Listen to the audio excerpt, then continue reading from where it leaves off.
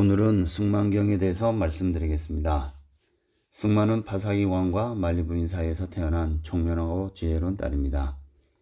승만은 아유타국의 우친왕과 결혼하게 되었고 친정이 부모님이 보내준 편지를 받고 새로운 인생을 살게 됩니다.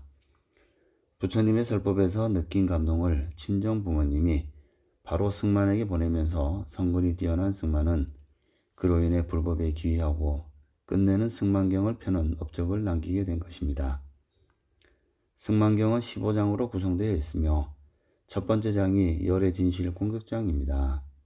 파사기 왕이 세속을 다스리는 왕이라면 부처님은 출세를 다스리는 법왕이라고 할 수 있습니다. 파사기 왕은 부처님과 동년배였지만 부처님을 존경하는 제자로서 스승님 부처님께서 가르침을 펴시는데 아주 큰 공헌을 했습니다. 승만경의 1장 역시 파사기 왕이 총명한 딸 승만에게 부처님의 법을 전하는 내용의 편지를 보내기 전에 만리 부인과 의논한 것으로 시작됩니다. 이에 만리 부인도 그 자리에서 바로 동의하고 궁녀를 시켜 편지를 보냅니다. 딸을 생각하는 부모, 진리를 딸에게 전하는 것을 서로 의논하는 장면을 보면서 미소가 절로 지어집니다. 그러므로 전법의 중요성은 물론이며 부부가 서로 존중하며 평등하게 의견을 나누는 한 장면이 아주 감동적입니다. 오늘날 역시 부부지간에 이러한 모습을 보기 어려운 것이 사실인데 승만경의 2장에서는 가장 이상적이고 모범적인 부부상, 불자상을 보여주고 있습니다. 또한 부처님께서는 승만 부인과 승만 부인의 권속들이 모두 다 성불할 것이라고 예언하셨는데 그 대목이 바로 이렇습니다. 그대는 열애의 진실한 공덕을 찬탄하였다. 이러한 성근으로 말미암아 마땅히 한량없는 아성지옥을 지낸 뒤 신들이나 사람 중 가운데 자자한 왕이 될 것이다 라는 것입니다. 많은 경전의 첫 대목을 보면 대부분 부처님을 찬탄하고 부처님께 청법을 하는 수의 찬탄의 장면을 자주 발견하게 됩니다.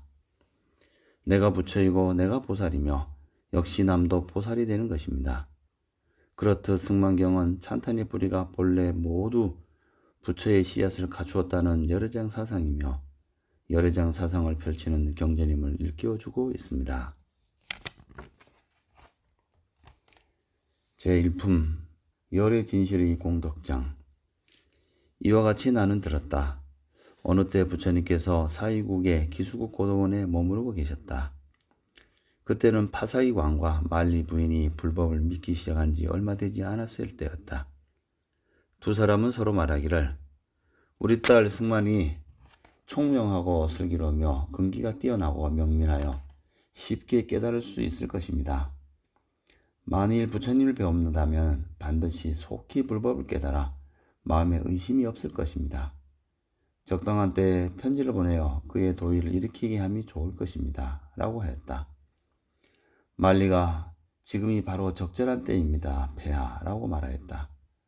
그리하여 왕과 왕비는 승만에게 부처님의 무량한 공덕을 찬양하는 글을 간략하게 써서 전제라 찬드라라는 궁녀를 통해 보냈다. 궁녀 전제라는 편지를 가지고 아유사국에 도착하여 궁중에 들어가 승만에게 공경스럽게 편지를 전하였다. 승만은 편지를 받고 환희하여 머리 위에서 받들었다가 받아지녀 읽고는 희유한 마음을 내어 전제를 향하여서 개성으로 말하였다. 암음 불성 음성 세소미 증류 소원 진실자 응당수공양. 내 듣자니 부처님의 음성은 세상에 일찍이 없는 것이어서 말한 것처럼 진실한 분이라면 마땅히 닦고 공양해야 한다. 악류 불세존 보이 세간출 여궁수예민 필령 아득견.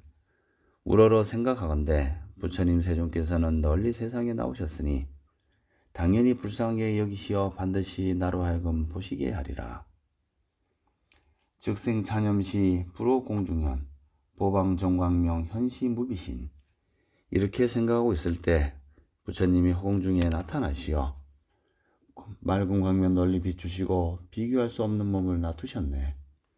승만과 그 권석들 머리에 발을 대고 예를 올리며 모두 맑고 깨끗한 마음으로 부처님의 찬탄 공력 찬탄하네. 열애의 몸 세상에 견줄 리 없어 피할 법 없이 불가사의하니 이런 까닭으로 지금 경례합니다.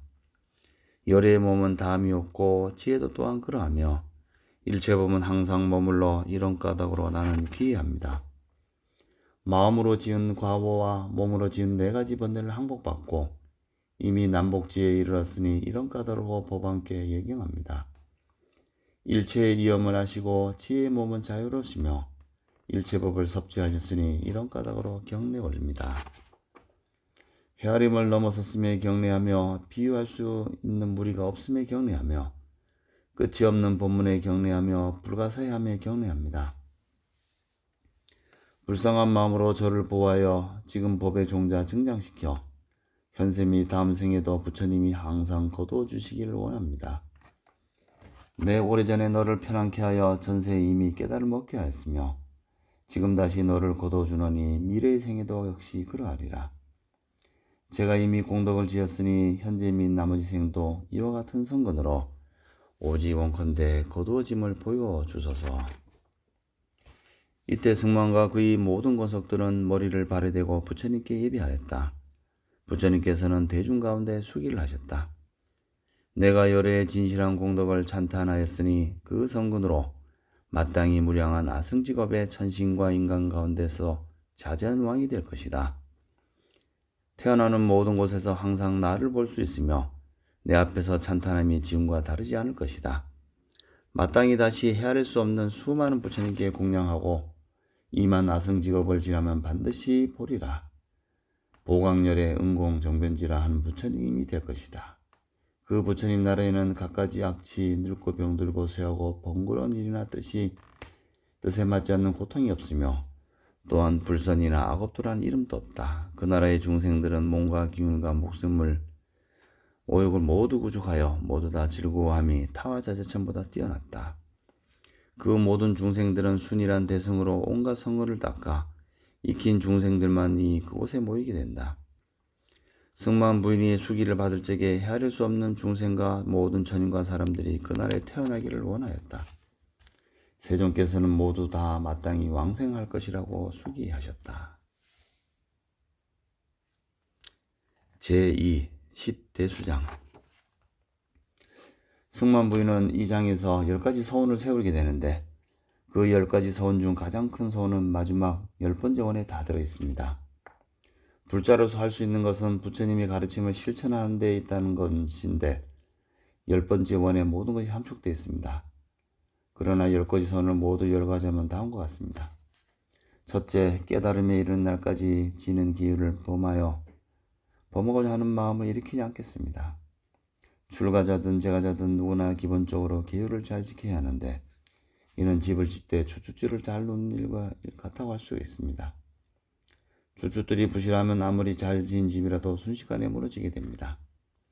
계율을 잘 지켜야만 그 종교가 지속적으로 발전할 수 있습니다. 둘째, 모든 어른들에 대하여 오만한 마음을 일으키지 않겠습니다. 내가 중요하면 상대도 중요하고 특히 세대를 먼저 산 어른들은 항상 겸손한 마음으로 모실 줄 알아야 됩니다. 셋째, 모든 중생에 대해서 화내는 마음을 일으키지 않겠습니다. 넷째, 사람의 신체 및 소유물에 대하여 질투하는 마음을 일으키지 않겠습니다. 다섯째와 여섯째는 나의 소유에 대해 인색한 마음을 일으키지 않겠습니다. 여섯째는 사습법을 실천하겠습니다. 일곱 번째는 부모가 안 계신 아이, 자식이 없는 노인, 죄를 짓고 갇힌 사람, 어려운 사람을 다 편안케 하겠습니다. 여덟 번째는 항복받을 사람은 마땅히 항복받으며 용서해 줄 사람은 용서하겠습니다. 아홉 번째는 올바른 가르침을 받아들여 끝내는 잊지 않겠습니다. 여섯 번째는 자신에 대해서 재물을 쌓아두지 않으며 중생들을 성숙히 쓰겠습니다. 이와 같이 10가지 서원을 적어놓은 것이 10대 수장입니다. 제2 10대 수장. 큰 10가지 서원. 그때 승만은 수기를 듣고 공경하게 서서 10대 수를 받았다. 세존이시여, 저는 오늘부터 보리에 이를 때까지 받은 기에 대하여 범할 마음을 일으키지 않겠습니다. 세존이시여, 저는 오늘부터 보리에 이를 때까지 모든 어른들에 대하여 거만한 마음을 일으키지 않겠습니다. 세존이시여, 저는 오늘부터 보리에 이를 때까지 모든 중생들에 대하여 성내는 마음을 일으키지 않겠습니다. 세존이시여, 저는 오늘부터 보리에 이를 때까지 다른 사람들의 모습과 그 밖에 여러 갖춘 것에 대하여 질투하는 마음을 일으키지 않겠습니다. 세존이시여, 저는 오늘부터 보리에 이를 때까지 내외의 법, 정신적, 물질적 법에 대하여 인색한 마음을 일으키지 않겠습니다. 세존이시여, 저는 오늘부터 보리에 이를 때까지 스스로 자신을 위하여 재물을 모으지 않겠으며 무릎 받은 것이 있다면 모두 가난하고 공고한 중생들을 성숙시키되 하겠습니다. 세존이시여, 저는 오늘부터 보리에 이를 때까지 스스로 자신을 위하여 사서법을 행하지 않겠습니다. 모든 중생들을 위하여 애착하지 않는 마음과 만족하기 없는 마음과 꺼리낌이 없는 마음으로 중생들을 거두어 드리겠습니다. 세존이시여, 저는 오늘부터 보리에 이를 때까지 고독하거나 갇혀있거나 어려움을 당하는 중생들을 본다면 끝내 잠시도 버리지 않고 반드시 편안하도록 하기 위하여 의로 이익되게 하고 온갖 고통으로부터 벗어나게 한 뒤에 떠나겠습니다. 세존이시여, 저는 오늘부터 보리에 이를 때까지 살아있는 것을 붙잡거나 기르는 등 갖가지 나쁜 짓을 하거나 개를 어긴 사람을 보게 되면 끝내 그대로 버려두지 않겠습니다. 제가 힘을 얻을 때 여기저기 이런 중생들을 보면 마땅히 절복받을 사람은 절복받고 마땅히 섭수할 사람은 섭수하겠습니다. 왜냐하면 절복받거나 섭수함으로써 진리에 오래 머무르게 할 수 있고, 진리가 오래 머무르게 되면 천인과 사람들이 충만해지고 악도가 감사하여 열애가 굴리는 진리의 수리밖에 따라 굴릴 수 있기 때문입니다. 이러한 이익을 보기 때문에 구원하고 포섭하여 버리지 않겠습니다. 세존이시여, 오늘부터 저는 보리에 이를 때까지 정법을 섭수하여 끝내 잃어버리지 않겠습니다. 왜냐하면 진리를 잃어버리는 것은 곧 대승을 잃는 것이요, 대승을 잃는 것은 바람을 잃는 것이요, 바람을 잃는 것은 대승을 원하지 않는 것이기 때문입니다. 만약 보살로서 대승을 결정하지 않으면 곧 정법을 섭수하는 것을 바를 수 없으며 즐거워하는 것을 따라 들어가려 해도 영원히 본부의 지위를 넘어서는 것을 감당할 수 없을 것입니다. 저는 이와 같이 헤아릴 수 없는 큰 잘못을 보았으며 또 미래의 정법 섭수할 보살마설의 무량한 복도가 이익을 보았기 때문에 10대수의 서원을 받겠습니다. 법주 세존이시여, 나타나셔서 저를 위해 증명해 주십시오. 오직 부처님 세존만이 현전에서 증명하여 아실 것이지만 모든 중생들은 성근이 얕은 탓으로 혹은 의심을 일으키기도 할 것입니다. 10대수에 이르는 것은 매우 어렵기 때문에 그들이 혹시 기나긴 세월에 걸쳐 옳은 이익을 받지 못하여 안락을 얻지 못할 것입니다. 그들을 편안하게 하기 위해서 지금 부처님 앞에서 성실한 서원을 말씀드립니다. 제가 이 10대수를 받아서 말씀드린 것과 같이 실행하겠다는 이 소원으로 말미암아 대중 가운데 마땅히 하늘의 갖가지 꽃에 비가 내리고 하늘의 미면 소리를 듣기를 원합니다. 이 말을 했을 때 허공 중에서 갖가지 하늘의 꽃비가 내리고 미면 음성이 들렸다. 그렇도다, 그렇도다. 내가 말한 꽃과 같이 진실로 다르지 않다. 그들이 묘한 꽃을 보고 또 음성을 듣자 갖가지 의욕이 모두 다 없어져서 한량없이 깊이 뛰놀면서 항상 승무원과 더불어 언제나 같이 만나고 행하는 것이 또한 같기를 바로나였다. 세존께서는 모든 중생들이 그들이 원하는 곳까지 되리라고 수기하셨다.